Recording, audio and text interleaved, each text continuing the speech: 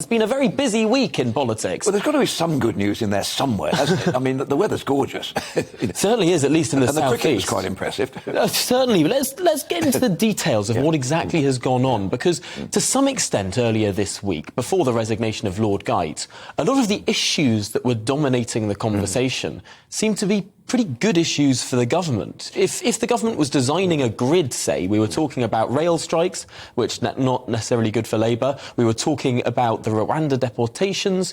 We were talking about all sorts of things that might be described as wedge issues. I think you're absolutely right. And on the Rwanda issue, which I personally think is nonsensical, the fact is you've got 44% national approval for it.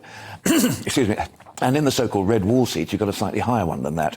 So the business, I mean, you and I probably thought that Partygate had finished. But, I mean, Lord Geidt's letter, I mean, did you see Boris Johnson's response? No, yours faithfully, no, yours, just Boris Johnson. It's pretty brutal. And, of course, Lord Geidt is now returning to his Hebridean island with his herd of prime sheep, which is probably going to be, you know, I suppose Boris Johnson wishes he had the same thing. But, look, I take your point. Something has gone seriously and profoundly wrong. I think we're in the end game. I think we're in, the twilight of the gods, or twilight of whatever, at the present time, because inflation is rolling like a boulder down the hill.